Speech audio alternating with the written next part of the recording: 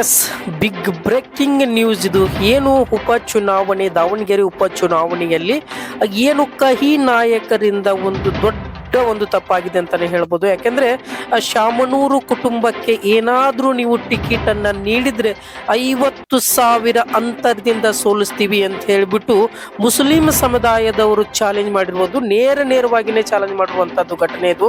ಯಾಕೆಂದ್ರೆ 500 ರೂಪಾಯಿ ಕೊಟ್ರೆ ಮುಸ್ಲಿಮರು ವೋಟ್ ಹಾಕ್ತಾರೆ ಅನ್ನೋದು ನೇರವಾಗಿನೇ ಕೆಲವೊಬ್ಬ ಕಹಿ ನಾಯಕರು, ಕಾಂಗ್ರೆಸ್ನ ಕಹಿ ನಾಯಕರು ಹೇಳಿರುವಂತದ್ದು. ಇದಕ್ಕೆ ಕೆಂಡಾಮಂಡಲವಾಗಿರುವ ಮುಸ್ಲಿಂ ಸಮುದಾಯದವರು ನಾವು 50,000 ಅಂತರದಿಂದ ನಾವು ಕಾಂಗ್ರೆಸ್ ಅನ್ನ ಸೋಲಿಸ್ತೀವಿ ಅಂತ ಹೇಳ್ಬಿಟ್ಟು ವಾಗ್ದಾಳಿ ಮಾಡ್ತಾ ಇರುವಂತ ಘಟನೆಗಳನ್ನ ನೋಡ್ತಾ ಇದೀವಿ. ಯಾಕಂದ್ರೆ ಏನಾದ್ರೂ ಶಾಮನೂರ ಕುಟುಂಬಕ್ಕೆ ನೀವು ಏನಾದ್ರೂ ಟಿಕೆಟ್ ಅನ್ನ ನೀಡಿದ್ರೆ, ಏನಾದ್ರೂ ನೀವು ಅವ್ರಿಗೆ ಟಿಕೆಟ್ ಅನ್ನ ನೀಡಿದ ಮೇಲೆ ಏನಾದ್ರೂ ಅವರು ಗೆಲ್ಲೋದಕ್ಕೆ ನಾವು ಬಿಡೋದಿಲ್ಲ ಅನ್ನೋದನ್ನ ಕೂಡ ಶಪಥ ಮಾಡಿರುವ ಹಾಗಿದೆ. ಯಾಕಂದ್ರೆ ಶಪಥ ಮಾಡಿರುವ ಹಾಗಾಗಿಲ್ಲ, ಆದ್ರೆ ಶಪಥವನ್ನ ಮಾಡಿದ್ದಾರೆ ಅಂತಾನೂ ಕೂಡ ಇಲ್ಲಿ ಹೇಳ್ತಾ ಇದ್ದಾರೆ. ಯಾಕಂದ್ರೆ ಮುಸ್ಲಿಂ ಸಮುದಾಯ ಬಹಳ ಗಟ್ಟಿಯಾಗಿರುವಂತ ಸಮುದಾಯ ಕಾಂಗ್ರೆಸ್ಗೆ ಅನ್ನೋದು ಕೂಡ ತಮಗೆಲ್ಲ ಗೊತ್ತಿರುವ ಹಾಗೇನೆ. ಯಾಕಂದ್ರೆ ಎಲ್ಲೋ ಒಂದು ಕಡೆ ಬೈ ಇಲೆಕ್ಷನ್ ಅಲ್ಲಿ ಎಲ್ಲೋ ಒಂದು ಕಡೆ ಇನ್ನು ಕಾಂಗ್ರೆಸ್ ಹಿನ್ನಡೆ ಆಗುತ್ತಾ ಅನ್ನೋ ವಿಚಾರವನ್ನು ಕೂಡ ನಾವು ಈ ಸುದ್ದಿಯಲ್ಲಿ ನಾವು ನೋಡ್ಬೇಕು. ಯಾಕಂದ್ರೆ ಈ ರೀತಿಯಾಗಿ ಹೇಳಿಕೆ ಕೊಡಬಾರ್ದಾಗಿತ್ತು, ಆದ್ರೆ ನೇರವಾಗಿನೇ ಇಲ್ಲಿ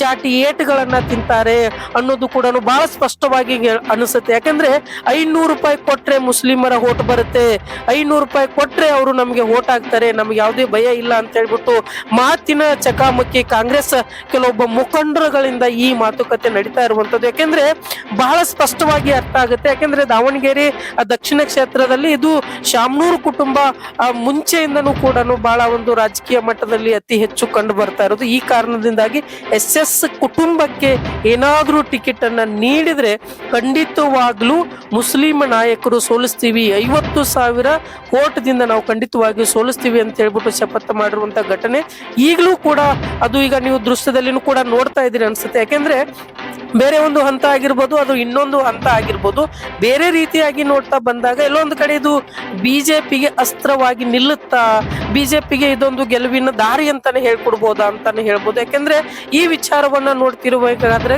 ಮುಂದಿನ ವಿಚಾರವನ್ನ ಗಮನದಲ್ಲಿ ಇಟ್ಕೊಂಡು ಕಾಂಗ್ರೆಸ್ ಅವರು ಮಾತಾಡ್ಬೇಕಾಗಿತ್ತು ಅನ್ನೋದು ಕೂಡ ಮುಂದೆ ಏನಾಗುತ್ತೆ ಅನ್ನೋದು ಗೊತ್ತಿಲ್ಲ. ಬಟ್ ಆದ್ರೆ ಬಿಜೆಪಿ ಮುಖಂಡರಿಗೆ ಇದು ಒಂದು ಬಹಳ ಸಿಹಿ ಘಟನೆ ಅಂತಾನೆ ಹೇಳ್ಬೋದು. ಆದ್ರೆ ಮುಸ್ಲಿಮರು ಎಲ್ಲೋ ಒಂದು ಕಡೆ ಕಾಂಗ್ರೆಸ್ ವಿರೋಧಿಗಳಲ್ಲ ಅನ್ನೋದು ಬಹಳ ಸ್ಪಷ್ಟವಾಗಿತ್ತು. ಆದ್ರೆ ಈಗ ನೇರವಾಗಿನೂ ಚಾಟಿ ಏಟ್ ತರ ಈಗ ಮುಂದುವರಿತಾ ಇದೆ ಅನ್ನೋದು ಹೇಳ್ಬೋದು. ಯಾಕಂದ್ರೆ ಇನ್ನೊಂದು ರೀತಿಯಾಗಿ ನೋಡ್ತಾ ಬಂದಾಗ ಅಥವಾ ಬೇರೆ ಒಂದು ಹಂತದಲ್ಲಿ ನೋಡ್ತಾ ಬಂದಾಗ ಆ ಮುಸ್ಲಿಮರು ಯಾವತ್ತೂ ಕೂಡ ಕಾಂಗ್ರೆಸ್ ವಿರೋಧಿಗಳಲ್ಲ ಅನ್ನೋದನ್ನ ಇತ್ತು. ಆದ್ರೆ ಇವತ್ತು 50,000 ಅಂತರದಿಂದ ನಾವು ಸೋಲಿಸ್ತೀವಿ SS ಕುಟುಂಬಕ್ಕೆ, ಶಾಮನೂರು ಕುಟುಂಬಕ್ಕೆ ಏನಾದ್ರೂ ನೀವು ಟಿಕೆಟ್ ಅನ್ನ ನೀಡಿದ್ರೆ, ಏನಾದ್ರೂ ಅವ್ರಿಗೆ ಟಿಕೆಟ್ ಅನ್ನ ಕೊಟ್ರೆ ಇವತ್ತು ನಾವು ಸೋಲಿಸ್ತೀವಿ ಅನ್ನೋದನ್ನು ಕೂಡ ಬಹಳ ಸ್ಪಷ್ಟವಾಗಿ ವಾಗ್ದಾಳಿ ಆಗಿರುವಂತದ್ದು. ಯಾಕಂದ್ರೆ ಇಷ್ಟೊಂದು 500 ರೂಪಾಯಿ ಕೊಟ್ರೆ ಬರ್ತಾರೆ, 50 ರೂಪಾಯಿ ಕೊಟ್ರೆ ಬರ್ತಾರೆ ಅನ್ನೋದನ್ನು ಕೂಡ ನೇರವಾಗಿ ಹೇಳಿರುವಂತ ಘಟನೆಗಳು ಕೂಡ ನಾವು ಈಗ ಕಂಡು ಬರ್ತಾ ಇದೆ. ಯಾಕಂದ್ರೆ ಮುಂದಿನ ಹಂತದಲ್ಲಿ ಏನಾಗುತ್ತೆ, ಯಾಕೆ ಇದೇ ಏಪ್ರಿಲ್ 9ಕ್ಕೆ ಚುನಾವಣೆ ಘೋಷಣೆ ಆದ ಹಿನ್ನೆಲೆಯಲ್ಲಿ ಮತ್ತೊಂದು ತಲೆನೋವು ಆಗುತ್ತೆ ಅನ್ನೋದು ಕೂಡ ನಾವು ಅಂದ್ಕೊಳ್ಬೇಕು. ಯಾಕಂದ್ರೆ ಬೇರೆ ಒಂದು ಹಂತದಲ್ಲಿ ಇದೊಂದು ಬಿಜೆಪಿ ಅವ್ರಿಗೆ ಸಿಹಿ ಸುದ್ದಿ ಆಗಿರ್ಬೋದು, ಅಥವಾ ಈ ರೀತಿ ಹೇಳಿಕೆಯನ್ನ ಕೊಡಬಾರ್ದಾಗಿತ್ತು ಅನ್ನೋದನ್ನು ಕೂಡ ಆಗಿದೆ. ಯಾಕಂದ್ರೆ ಮುಂದೆ ಏನಾಗುತ್ತೆ, ಯಾವ ರೀತಿ ಆಗುತ್ತೆ ಅನ್ನೋದನ್ನು ಕೂಡ ಕಾದ್ ನೋಡ್ಬೇಕು.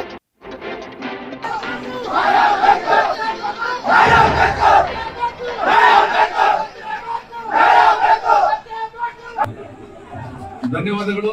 ಈ ಒಂದು ಸಭೆಗೆ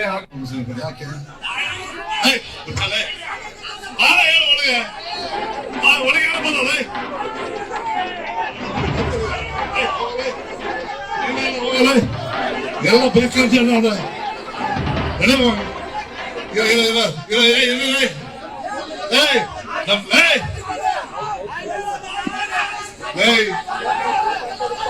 ನಿನ್ನ ಮಾತು ಬಂದ್ ಹೇಳ ಒಳಗೆ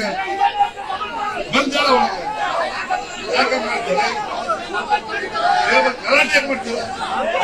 ನೋಡ್ರಿ, ದಯವಿಟ್ಟು ಕೇಳಿಸ್ಕೊಳ್ಳಿ ಇದಾವೆ. ನೋಡ, ಒಂದ್ 4 ದಿನ